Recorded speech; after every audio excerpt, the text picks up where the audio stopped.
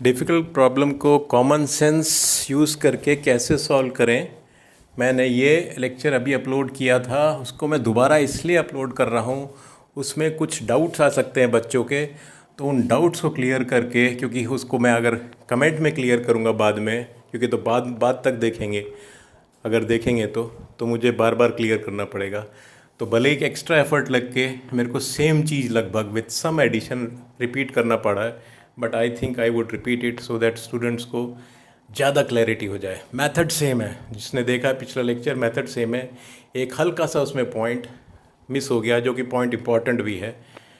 दो सिचुएशन लेके मुझे दिखाना चाहिए था, वो मैं नहीं दिखा पाया। So I am just repeating it, इस क्वेश्चन को कैसे अप्रोच किया जाए। और मैं क्वेश्चन पढ़ के, ये क्वेश्चन नंबर है 2 पेज 15.17। ये है challenge your understanding. I will read it. Question को पढ़ के कैसे उसमें आंसर ढूंढे वो भी मैं बताता हूँ। हर बार नहीं मिलेगा, कुछ क्वेश्चन में हिंट मिलते हैं। So hint in the questions. इसमें दिया है a circuit consisting of an inductor and a parallel plate capacitor with capacitance C with plate separation of D has a resonating frequency mu naught. So ये दिया हुआ है, मैंने पहले ही लिख दिया है टाइम बचाने के लिए, ये दिया हुआ है। सो ये हमें सर्टेनली यूज़ होगा, LC ऑसिलेशन का कंसेप्ट यूज़ होगा। सो LC ऑसिलेशन के कंसेप्ट में आपको सीधा दो इक्वेशन इमीडिएटली लिख दीजिए, उनमें से कोई एक यूज़ करेंगे। Charge Q at any moment on the capacitor is Q sine omega T और Q cos ओमेगा T। कुछ भी हो सकता है, हमें पता नहीं सिचुएशन क्या होगी, दिस और दिस क्या लेंगे, ये जस्ट आप सोचना शुरू कर दीजिए। और ये मैं पिछली बार एम्फेसाइज करना भूल गया था, ये है omega naught without particle and this omega is with particle. दोनों में मैं एग्जैक्टली ये चीज़ रिपीट एम्फेसाइज करना भूल गया था, तो वो डाउट रह सकता है। सो ये जो मैं इक्वेशन लिख रहा हूँ उस नई ओमेगा के लिए लिख रहा हूँ, जो अब होगी because of the electrical energy जो अभी आपके ऑसिलेशन हो रहे हैं, प्लस समथिंग एल्स। और वो हिंट देखो आंसर में, क्वेश्चन में आंसर दिया, आंसर का हिंट है। So what we have to find out the new resonating frequency if a particle of charge Q and mass M is placed in the middle. अब middle का कुछ नहीं दिया है, मिड पॉइंट है, मिडवे है, क्या वेलोसिटी दी है, कुछ नहीं बताया, मिडल में रख दिया। मिडल मतलब वो भी एक हिंट ही है। मिडल मास दिया है और कैपेसिटर के प्लेट का डिस्टेंस दिया है। अब ये सब चीज़ हमें आंसर की तरफ मूव करती हैं। डी से हमें एकदम इनिशियली लगेगा कि शायद हाँ, क्योंकि पार्टिकल है, मास है, तो मोशन तो होगा ना, पार्टिकल का चार्ज है, इलेक्ट्रिक फील्ड है, कुछ तो होगा। तो डिस्टेंस डी दिया है, तो क्या हम इसमें S equal to half AT² कहीं पे यूज़ करेंगे? एकदम दिमाग में आता है ना काइनेमेटिक इक्वेशन, क्योंकि कैपेसिटर के ऑसिलेशन में यूज़ होता है ना वो डाइलेक्ट्रिक में। लेकिन ये जो है आपको गलत डायरेक्शन में ले जा सकता है। Times the question, information in question can make us think in wrong direction. ये S equal to half AT² हमें लगाना ही नहीं है अगर एक्सलरेशन कांस्टेंट नहीं है। तो ऐसी सिचुएशन जहाँ ऑसिलेशन है, मींस कैपेसिटर का चार्ज चेंज हो रहा है, कैपेसिटर का चार्ज चेंज हो रहा है, इसका मतलब इलेक्ट्रिक फील्ड कैपेसिटेंस में चेंज हो रहा है, इलेक्ट्रिक फील्ड कैपेसिटेंस में चेंज हो रहा है, और कॉरस्पॉन्डिंगली इसका क्यू नहीं चेंज हो रहा है। टू कीप हैड रिलेशनशिप ऐसे दे सकते हैं क्वेश्चन में एडवांस में, EQ is constant, means E भी वेरी कर रहा है और इस चार्ज को किसी तरह से हो नहीं सकता, पर सपोज कुछ कर दें, कोई थ्रेड दिया हुआ है, वहाँ से चार्ज दे रहे हैं, एडवांस वाले तो कुछ भी कर देंगे, ये दे दें तो अलग बात है, तब आपका एक्सलरेशन कांस्टेंट हो गया। लेकिन जब तक आपका चार्ज कांस्टेंट है और इलेक्ट्रिक फील्ड वेरिएबल है, तो कहीं पे भी S equal to half AT² मत लगा देना, क्योंकि वो कांस्टेंट एक्सलरेशन के लिए है। अब दूसरा हिंट इस क्वेश्चन में क्या है कि मास दिया है, अगर चार्ज का मास दिया है तो पक्का इसमें NLM 100% लग रहा होगा। सो आप दूसरी इक्वेशन ये लिख लीजिए, mdV/dt। ये मैं क्वेश्चन से निकाल रहा हूँ पॉइंट्स, जिसको आप डिफ़िकल्ट प्रॉब्लम हम कैसे अप्रोच करें, बहुत बच्चे पूछते हैं, तो देखो इस मेथड को करके देखो, ऐसे प्रैक्टिस करके देखो कि हम अप्रोच कर पा रहे हैं प्रॉब्लम को। सो ये कुछ चीज़ें जो क्वेश्चन में दी हुई थी मैंने लिख ली। और क्वेश्चन की दी हुई इन्फॉर्मेशन में और क्या मैं लिख सकता हूँ, और कुछ लिख सकता हूँ क्या? जब भी LC ऑसिलेशन है, इमीडिएटली आपके दिमाग में आना चाहिए energy of oscillation. So U energy. और जब कैपेसिटर है सिर्फ, तब तो सिर्फ कैपेसिटर L और C की है। यहाँ तो एक गेस्ट आ गया ना, आपके घर में गेस्ट आते तो खाना शेयर करते हो ना, उसी एनर्जी को अब L भी शेयर करेगा, C भी शेयर करेगा और Q भी शेयर करेगा। Q कैसे शेयर करेगा? Q का एनर्जी स्टोर करने का तो कोई तरीका नहीं है, G भी नहीं है, लेकिन Q की वेलोसिटी तो हो सकती है ना, which in a way is because of the electrical potential energy which is there, जो पोजीशन चेंज होगी। पर let us take it as a kinetic energy. तो U जो है, पहले ही एक इक्वेशन लिख लीजिए, जो जो इन्फॉर्मेशन दी हुई है, L दिया हुआ है मीन्स इसकी एनर्जी होगी, कैपेसिटेंस है हाफ Q² अपॉन 2C होगी, प्लस पार्टिकल है तो mv²/2 होगी। अब देखिए इस इंफॉर्मेशन से क्या हम इस प्रॉब्लम को, क्योंकि ये मुश्किल प्रॉब्लम है, इस प्रॉब्लम को अप्रोच कर पा रहे हैं कि नहीं कर पा रहे हैं। अब बार बार आप क्वेश्चन जब प्रैक्टिस करेंगे तो ये सब माइंड, वैसे भी इस चीज़ को याद रख लीजिए कि ये की पॉइंट्स तो आप लिख लीजिए ना, क्योंकि दिमाग में घूमते रहने से अच्छा एक 10 पेपर पे स्क्रिबल कर लिया। अब देखिए इनको हम कैसे फिट करें, इस इंफॉर्मेशन को एक दूसरे के साथ कैसे फिट करें। एक इन्फॉर्मेशन और लिख लीजिए, यहाँ पे एक कैपेसिटर के बीच में इलेक्ट्रिक फील्ड होगा और चार्ज पे वो फोर्स लगेगा, और इन दोनों की कोई रिलेशनशिप होगी। वो कैसी होगी, वहाँ पे थोड़ा थिंकिंग है। पिछले वाले डिस्कशन में मैं इस पे थोड़ा डिटेल डिस्कशन नहीं कर पाया, जो कि बहुत ज़रूरी था। मैं बहुत जल्दबाजी में जस्ट रिदम पे सॉल्व कर गया क्वेश्चन को। और उसमें बहुत सारे डाउट्स रह जाते, तो इसीलिए मैंने उसको हटा के दोबारा कर रहा हूँ। मेथड सेम है, रिज़ल्ट भी सेम आएगा। ये मगर कुछ एक्सप्लेनेशन जो मुझे देनी चाहिए थी वो मैं देनी भूल गया, and I felt bad, so that is why I have done it again. So अब देखिए, ये नॉर्मल सिचुएशन में कैपेसिटर था और वहाँ पे ये नहीं होता, ये नहीं था, नॉर्मल सिचुएशन में कैपेसिटर था। हमने पार्टिकल जिस टाइम पे इंट्रोड्यूस किया उस टाइम पे भी नॉर्मल सिचुएशन में ही था, हमें नहीं पता पार्टिकल कब इंट्रोड्यूस किया। चार्ज यहाँ, एनर्जी यहाँ थी कि यहाँ थी, एनर्जी दोनों में थी। वैसे हम कुछ भी ले लें तो आंसर निकल आएगा इसका, कुछ भी ले लें तो आंसर निकल आएगा। लेकिन हमेशा फिजिक्स की प्रॉब्लम आप ऐसे करिए कि आप मुश्किल चीज़ ना लेके इजी चीज़ लेके करें, प्रोवाइड अगर इजी चीज़ लिए और वो करेक्ट है तो आंसर में कोई दिक्कत नहीं होगी। नेचर और फिजिक्स का ब्लेंडिंग इज़ कॉमन सेंस। हम कॉमन सेंस लगा के इस प्रॉब्लम को करते हैं। ये भी सब कॉमन सेंस है ना, फोर्स मतलब ये थोड़ा फिजिक्स की सेंस है, कॉमन सेंस लगाते हैं। कॉमन सेंस में जो मेन आपको नेचर आपको जो दिखाती है, सिमिट्री दिखाती है। So symmetry, nature likes rhythm. Physics के क्वेश्चन में सिमिट्री और रिदम पे बहुत एम्फेसाइज कीजिए।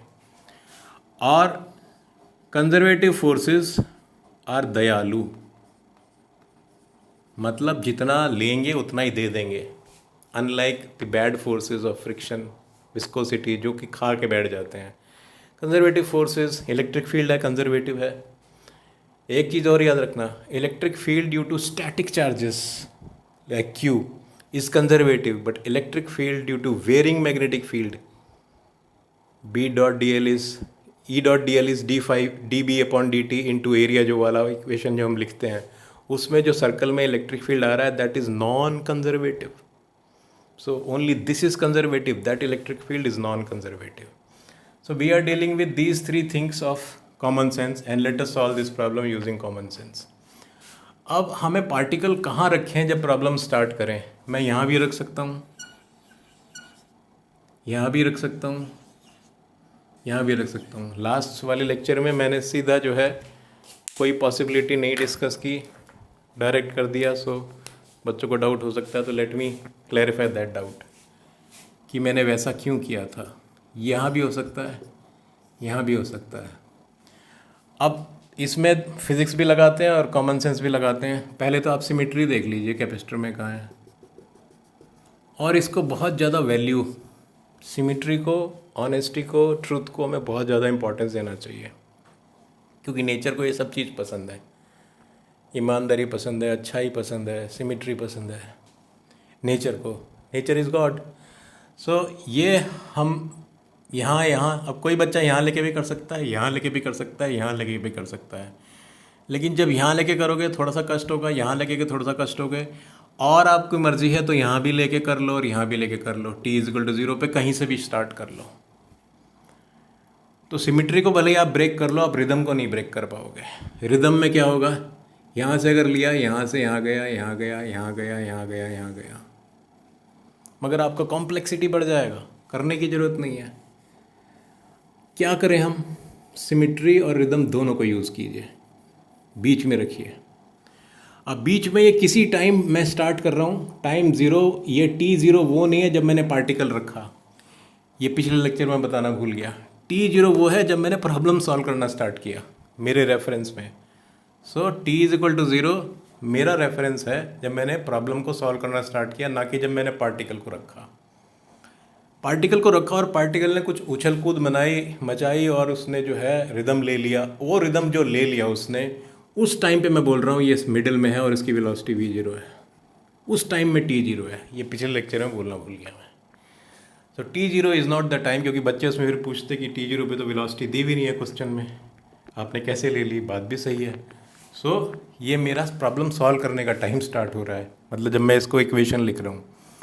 ले लिया उसने वेलोसिटी, यहाँ पे मिडिल में इसकी v0 है, तभी मोशन रिदमिक होगा। देखो कैसे, अब मैं मान रहा हूँ कि ये ऊपर को चल रहा है।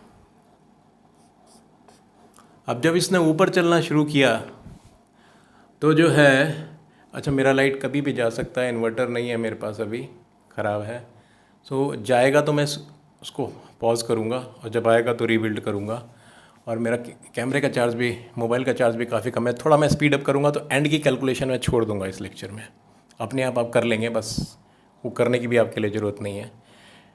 ये यहाँ पे मूव कर रहा है। अब मुझे क्या चाहिए, मैं कौन सी इक्वेशन यूज़ करूँ इन दोनों में से। पिछले वाले सोल्यूशन में मैंने स्टार्ट तो सही किया था, ये लिख दी थी, लेकिन कहीं जाके पता नहीं मैं डाइग्रेस हुआ, फिर वो दूसरी वाली भी लिखी और मैंने एक्सप्लेन नहीं किया दोनों में डिफरेंस क्या आएगा। सपोज़ मैंने ये वाली ले ली, वो वाली लेंगे तो एक्चुअली पार्टिकल को कहीं और रखना पड़ेगा। सो ये जो है सपोज़ Q है, मैंने सेंटर में रखा, ये ऐसे जा रहा है और सपोज़ ये प्लस Q है, तो इलेक्ट्रिक फील्ड तो ऐसे है, नेचुरली इसको रिटार्ड करेगा। हमें एक चीज़ का ध्यान रखना है, particle should not collide with the plate. Collide करेगा तो चार्ज ट्रांसफ़र हो जाएगा। फिर एक और कॉम्प्लिकेशन उसका, ऐसे प्रॉब्लम्स में ना जहाँ रिदम है, SHM टाइप हो रहा है, एक्सट्रीम पॉइंट पे वेलोसिटी 0 होता है और इक्विलिब्रियम पॉइंट पे वेलोसिटी मैक्सिमम होता है। That is symmetry of physics problem. Physics को भी सिमिट्री पसंद है, फिज़िक्स की प्रॉब्लम बनाने वालों को भी सिमिट्री पसंद है। तो उस सिमिट्री, वो कॉमन सेंस लगाइए कि यहाँ पे हमें वेलोसिटी 0 करनी है। नॉट ओनली सिमिट्री की वजह से, ऑल्सो कि मुझे कोलाइड नहीं कराना ना, कोलाइड कराएंगे तो कॉम्प्लेक्सिटी बढ़ जाएगी। सो ये गया किसी टाइम t1 में यहाँ तक पहुँचा। अब यहाँ से आप रिदम देख लीजिए, एकदम आपके दिमाग में स्ट्राइक करनी चाहिए, हाँ ऐसा कुछ हो रहा होगा। वापस भी ये t1 में आया, यहाँ तक फिर गया, फिर t1 में आया और यहाँ तक गया, फिर t1 लिया। तो इसका time period is 4t1। This is time period of charge. ये तो आपको रिदम से, आपको एकदम इतने फिजिक्स से क्वेश्चन किए हुए आपको स्ट्राइक करना चाहिए। अब क्या है, पॉसिबल है, कब पॉसिबल है ऐसा होना, ये यहाँ गया, इसकी वेलोसिटी 0 होनी चाहिए। अगर चार्ज पहले प्लस Q था, मैंने एज्यूम किया है, ज़रूरी नहीं है कि यही रखना है, एज्यूम किया है, तो यहाँ पे जब पहुँचा इसको रिटर्न करना है। इसको रिटर्न करना है तो इसका मतलब चार्ज यहाँ पे अभी भी नेगेटिव नहीं आना चाहिए। यहाँ पे प्लस Q था और जब तक ये यहाँ नहीं आ जाता, इसको जो है, क्योंकि अब जो है एक्सेलरेट ऐसे करना है, तो यहाँ पे अगर चार्ज सपोज़ यहाँ पे 0 वेलोसिटी है, हमें अब वेलोसिटी इसकी बढ़ानी है। यहाँ थी मैक्सिमम, यहाँ 0 हो गई, अब हमें बढ़ानी है, तो इलेक्ट्रिक फील्ड अब ऐसे लगना चाहिए। इलेक्ट्रिक फील्ड पहले ऐसे ही था पर इसको रोक रहा था, अब इलेक्ट्रिक फील्ड फिर मुझे ऐसे ही चाहिए जो इसको एक्सलरेट करे। तो अगर मैं इसको पहले ही यहाँ मैक्सिमम ले लेता तो ये गिरना शुरू करता। यहाँ तक जाते जाते अगर ये पीक पे था, चार्ज अगर मैंने ऐसे लिया, ये पीक पे था, ये गिरना शुरू करता और ये यहाँ आना शुरू करता अपने रिदम के हिसाब से। लेकिन मैं चाहता हूँ कि ये इलेक्ट्रिक फील्ड जब तक ये अपना ये वाला आधा रिदम ना पूरा कर ले, आधा टाइम पीरियड ना पूरा कर ले, ये इलेक्ट्रिक फील्ड इसी डायरेक्शन में रहना चाहिए। इनका टाइम पीरियड तो लिंक होना चाहिए, कोई एक रेशो होनी चाहिए, 1 हो सकता है, 2 ऑड नंबर, इवन नंबर, क्या होगा, फ्रैक्शन होगा, क्या होगा, रिदम आप सोच के देखिए। The ideal situation is when this time period matches with the time period of the capacitor, तभी तो रिदम होगा। जैसे आपका ये है, हम जब रोप जंप करते हैं, ये रोप ली हुई हमने, रोप ऊपर नीचे घुमाते हैं, तो एक रोप का रिदम है, रोटेशन है, और हम उछल कूद रहे हैं यहाँ पे, हमारा भी पीरियोडिक है, इसका भी पीरियोडिक है, दोनों मैच करने चाहिए। ऐसा भी हो सकता है कि मैं 2 बार कूद जाऊँ लेकिन एक रिदम में आना चाहिए। ऐसा भी हो सकता है कि जब तक रोप वापस आए मैं 3 बार कूद जाऊँ। ऐसा भी हो सकता है मैं 4 बार कूद जाऊँ, लेकिन ऐसा नहीं हो सकता है मैं आधा कूदूँ, 2.5 कूदूँ, 1.5 कूदूँ, तो रोप फंस जाएगी ना। एक रिलेशनशिप होना चाहिए। Let us see the relationship, let us take the most easy relationship in our situation. ये इलेक्ट्रिक फील्ड अगर ऐसे था, जब तक वापस नहीं आता ऐसे ही रहना चाहिए। मतलब जो चार्ज आपका पॉजिटिव था, यहाँ तक आते आते इलेक्ट्रिक फील्ड ऐसे ही रहना चाहिए, तभी तो इसको एक्सलरेट करता रहेगा ना। एक्सलरेट कर रहा है यहाँ पे आके मैक्सिमम दे दिया, जैसे स्प्रिंग में होता है। जैसे स्प्रिंग से लिंक करके देखिए, मैंने कंप्रेस किया था और छोड़ दिया था, उसके बाद सपोज़ ये मेरा इक्विलिब्रियम पोजीशन है वेयर वी वाज मैक्सिमम। अब इसको जो है वापस गया, यहाँ तक गया, और स्प्रिंग के फोर्स ने, जो कि इसका एक्सलरेशन ऐसे लग रहा था, इसे रोक दिया। अब जो है इसको इधर एक्सलरेट करेगा। जब तक भी मैक्सिमम नहीं आती उस पर फोर्स लगते रहना चाहिए ना। ये जो है इसका स्ट्रेच जो था वो स्ट्रेच रहना चाहिए जब तक वापस ना आए। मतलब यहाँ पॉजिटिव चार्ज रहना चाहिए जब तक ये मिडिल पॉइंट पे नहीं आता, मतलब यहाँ पे। क्योंकि अगर पलट गया बीच में, उससे पहले ही पलट गया तो गड़बड़ हो जाएगा ना, इलेक्ट्रिक फील्ड का डायरेक्शन चेंज हो जाएगा। हमारा ऐसे आना चाहिए, फिर ऐसे।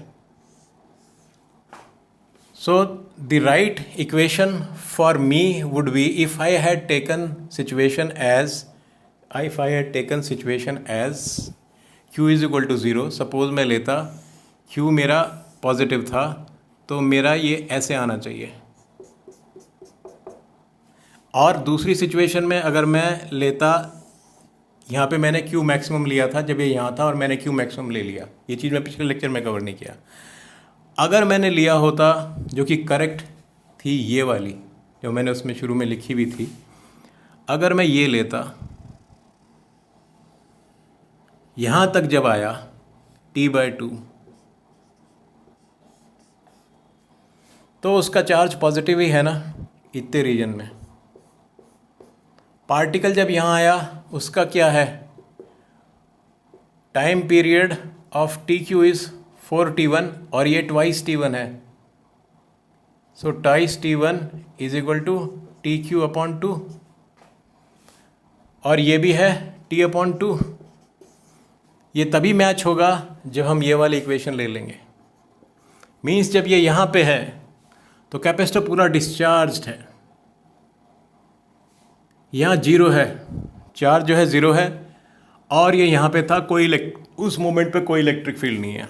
उस मोमेंट से जैसे ही, क्योंकि इसकी एक वेलोसिटी v0 है, उसने मूव करना शुरू किया, इलेक्ट्रिक फील्ड ने अपोज करना शुरू किया, यहाँ तक पहुँचा, इलेक्ट्रिक फील्ड ने पूरा अपोज करके उसको 0 कर दिया, लेकिन फिर से वो चार्ज पॉजिटिव ही रहना चाहिए यहाँ तक। तो ये इक्वेशन हम लेते हैं जो हमें रिदमिक मोशन दे रही है।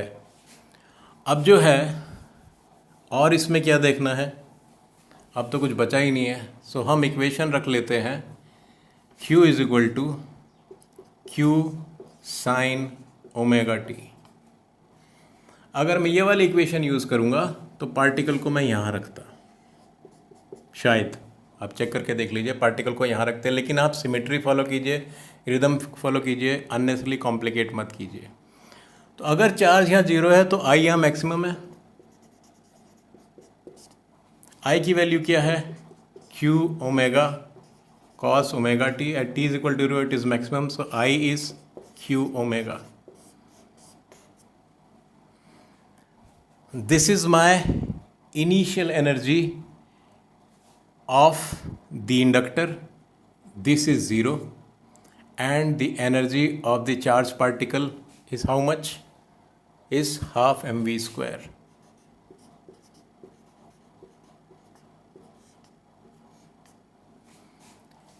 लेकिन ये सब एनर्जी आई कहाँ से? कैपेसिटर में कभी चार्ज था जिसकी वैल्यू Q थी और एनर्जी थी Q square by twice C।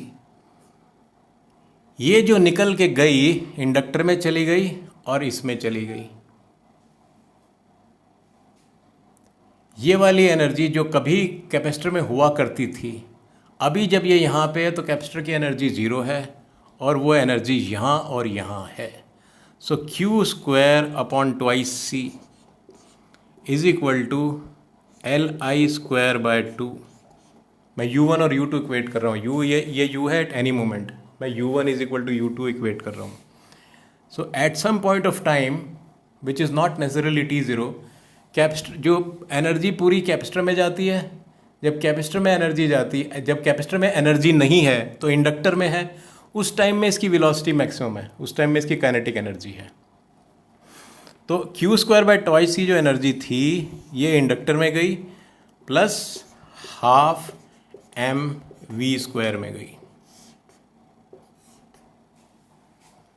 यही अब इसको और हर मोमेंट पे हमें करने की ज़रूरत नहीं है, किसी एक मोमेंट को फिक्स कर लीजिए जो एनर्जी हमारी कैपेसिटर से ही फ्लो करी और यहाँ पे दे दी। अगर ये नहीं होता तो ये चलता रहता, एक बार वो ख़त्म हो गया, ये ख़त्म हो गया। मैं एक कोई एक्सट्रीम पॉइंट जब देखते हैं तो या तो Q गायब हो जाता है या L गायब, L वाली एनर्जी गायब हो जाए। मैं एक्सट्रीम पॉइंट देख रहा हूँ ना, ये मेरा एक एक्सट्रीम पॉइंट है और ये मेरा उस एक्सट्रीम पॉइंट का कॉरस्पॉन्डिंग पॉइंट भले ही इसका मिडल है, मगर वो कैपेसिटर का एक्सट्रीम पॉइंट अगर देख रहे हैं तो इसका मिडिल पॉइंट है, वो चांस की बात है, वो अलग मैटर है, क्योंकि हमने ये इंटेंशनली ऐसा चूज़ किया कि हमारी सिमेट्री बनी रहे। अब हमारा जब ये सिचुएशन आ गया है, ये इक्वेशन आ गया तो हमारा प्रॉब्लम सॉल्व हो गया ऑलमोस्ट। अब आप ये लिख लीजिए m dv upon dt, dv upon dt is equal to e Q and this will oppose, suppose मैंने ये x ऐसे मेजर कर रहा हूँ, सो वैसे हम मैग्नीट्यूड निकाल के कर लेंगे। वेलोसिटी का हमें सिर्फ मैग्नीट्यूड चाहिए, यहाँ पे स्क्वायर हो रहा है, मैग्नीट्यूड मैटर करता है, हमें यहाँ एनर्जी के लिए डायरेक्शन चाहिए ही नहीं होता, मगर चलो लिख लेते हैं। सो m dv upon dt is E Q and what is the value of q? e is surface charge density which is q upon a epsilon not and this is electric field and this is small again means ये जो इसको मैं q dash लिख लेता हूँ so that इस q से confuse ना करें, ये q डैश है, q डैश है। एक्चुअली इतने वेरिएबल हो जाते हैं कि कुछ ना कुछ छूट ही जाता है। So this q is the charge q and q dash is the charge on the capacitor, so which is q times sine omega t. This is the electric field at any time, q upon a epsilon naught sine omega t. At t is equal to 0 electric field was 0 and at here the electric field was maximum when omega t is pi by 2, the electric field was maximum and current is maximum when electric field is 0. anyway वो सब आप देख लीजिए, उस सब point को बोलूँगा lecture और खिंच जाएगा। ये आपने मेन इक्वेशन लिख ली, अब m को इधर ले जाइए और जस्ट पेन देख लेता हूँ मैं, ये वाला पेन शायद ये लाइट हो गए, मैं इंक डालना छूट गया। सो m मैं उधर ले गया, अब ये जो है यहाँ पे हमें कैपेसिटर की वैल्यू रिप्लेस करना बेटर रहेगा क्योंकि एरिया नहीं दिया हुआ है। सो इसको डी यहाँ कर देता हूँ। अरे यार ये तो उससे भी ज़्यादा बेकार है। डी यहाँ कर देता हूँ, दिखेगा नहीं ना बोर्ड पे। डी यहाँ कर दे, हाँ ये बेटर है। डी यहाँ कर देता हूँ, डी यहाँ कर देता हूँ। So it is D upon A epsilon naught is nothing but C. So minus Q upon M C M D, chief manage क्या chairman cum managing director, sine omega T is D V upon D T. Now V is varying from how, where V0 to 0 and dV upon dt. This equation is opposing. Now let us now integrate, which is coming at QQ upon CMD upon omega cos omega t minus 1, no sorry, cos omega t t is varying from 0 to this point of time. Omega t is how much? Pi by 2 na, pi by 2. So omega t is pi by twice omega. ये लिखना बहुत ज़रूरी है। And ये sign मैंने बाहर minus रखा था। And v is varying from v final 0 minus v final. So it is coming as, sorry ये है 0 माइनस v इनिशियल। ये साइन मैंने लगा दिया था क्या? ये साइन, जब साइन का इंटीग्रेट हुआ तो ये माइनस हट गया यहाँ पे, ठीक है। अब लगा के देखते हैं, ये हो जाएगा cos omega T is pi by 2 0 0 minus 1 1 minus minus cancel. ये सो हमारा v इनिशियल जो कि v0 है, इसको v0 भी लिख सकते हैं, इस QQ CMD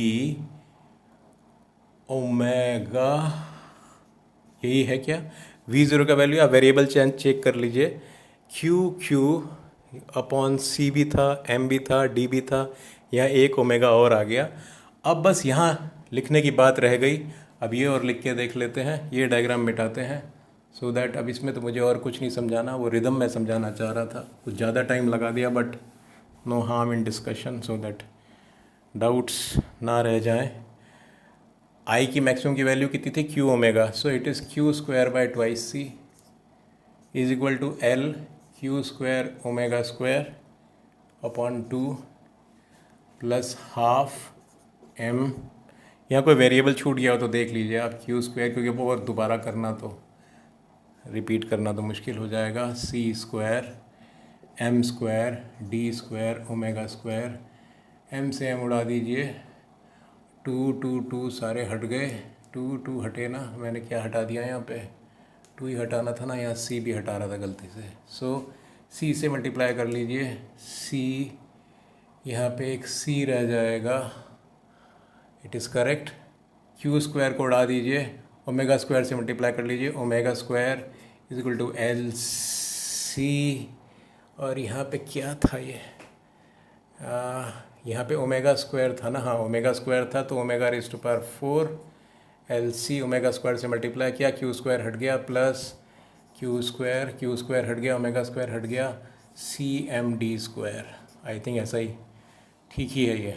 सो अब हमारा ओमेगा स्क्वायर, ऐसे क्वेश्चन में ओमेगा स्क्वायर को एक्स रख लीजिए, क्वाड्रेटिक इक्वेशन है। So value of omega square is equal to minus B, इसको उधर ले जाइए, माइनस ओमेगा स्क्वायर, क्या था ये? ओमेगा स्क्वायर ही था ना, प्लस, ठीक है, ये इक्वेशन बन रही थी। So minus B is nothing but 1 plus 1 plus minus under root